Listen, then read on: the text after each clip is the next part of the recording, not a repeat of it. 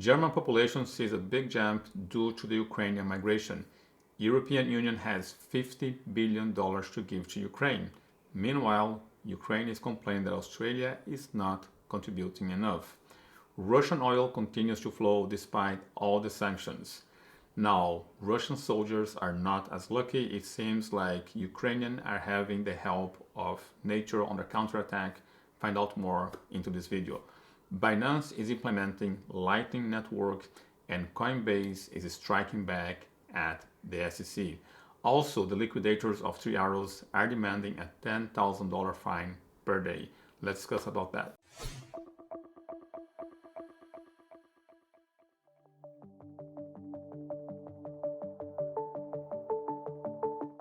Hi, my name is Wolf and welcome to Crypto Vagabonds YouTube channel. In this channel we talk about cryptocurrencies, geopolitics, macrofinance, and everything else that may affect the performance of your favorite crypto asset. If you do like this kind of content, please subscribe to the channel and click the notification bell. Now, let's go into the video of today.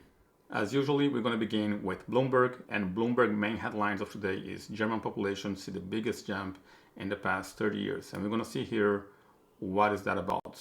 Here we have the headlines, and the thing is, German population grew 1.3% to 84.4 million, the biggest annual jump since the country's reunification more than 3 decades ago. So you can see here on the reunification how much that spiked the population. Of course, if you attach another large region to your country, the population would increase. The increase we're talking about is here in 2021, 2022, where it went from 80.3 to 8.4 million in 1 year. And of course, that is to the migration of Ukrainian refugees coming into Germany. Also, what's happening now in the European Union, they're prepared to give 50 billion euros into Ukraine package to help, of course, with the counterattack of Ukrainians towards Russia. If you want to find out more about the counterattack and what the challenges that Ukrainian soldiers may be up against, the link will be above for you guys to access that video. Now, while the European Union is giving 50 billion to Ukraine on top of all the other help, Australia is being pressured to contribute more. And the reason why Zelensky or Ukraine is talking about Australia having to give more is because that in the 15 months since the Moscow invasion, there has been a spike on energy and other commodity prices, has provided Australia with around 150 billion or 102 billion dollars export bonanza.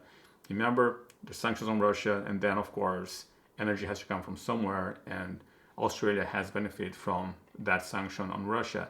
Now, I'm not sure how nice it is or how ethical it is or how ethical it is for Ukraine to demand that other countries have to help them on their conflict.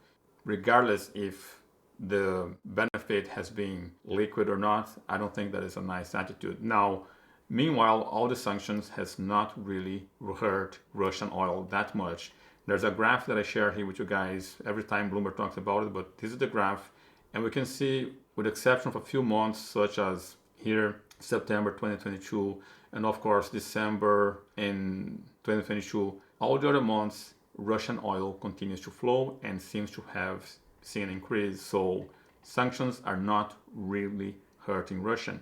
What is really hurting Russia or Russian soldiers is cholera. And if you have been following the channel, there's been a video above. I'm gonna let the link above where there was a dam that got damaged during an explosion. Nobody really knows. Remember, whenever there's a war, the first thing to be murdered is truth. So it's hard to know who damaged or which side of the war is responsible for the damage on the dam. What we know is that the breakage of the dam, of course, flooded a lot of areas, and those areas had septic tanks, and with the septic tanks and feces, we had the possibility of cholera, and cholera is really already affecting the Russian soldiers. Will be a matter of time before cholera affects maybe the Ukrainian soldiers. Of course, there's hygiene measures that you can take to prevent cholera. I hope the Ukrainian soldiers are better prepared for this. On the front of crypto, what is happening here, liquidators of the crypto fund Three Arrows seek to find co-founder on 10,000 per day. And the thing is, they are trying to find because CalDaves is not helping with the investigation. You can see here, liquidators of 3 Arrow Capital want the judge to fine co-founder CalDaves on $10,000 per day, claiming their ability to unwind the failed cryptocurrency hedge fund has been impeded by his refusal to cooperate with their investigation into the firm's collapse. The issue is there's also a problem with jurisdiction. And the problem with the jurisdiction is that the liquidators have said they don't currently know where Davis is located at or where he's residing. However, they referenced that June 9 in New York Times article that reported Davis flew to Bali after the 3 Arrow Capital collapse.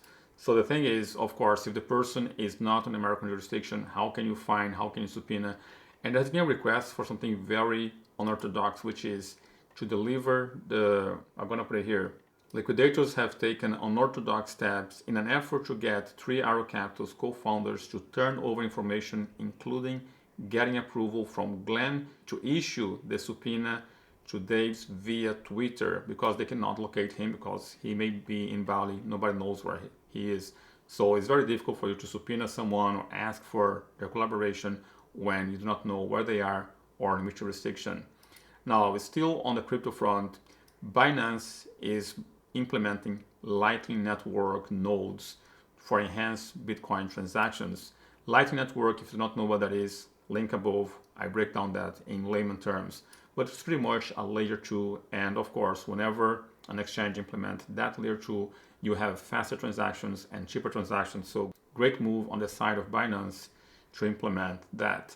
Now, while Coinbase is implementing Lightning Network, while Binance is implementing Lightning Network, Coinbase Blasts SEC for no straight answers following the court order. If you have been following this channel, I have made a video about this where Brian Armstrong pretty much says very clearly that he had written a request for more clarity from the SEC and he received pure silence. Now, of course, with the SEC suing Coinbase and Binance already signed an agreement with the SEC, and Gary Gensler may be afraid of losing his job.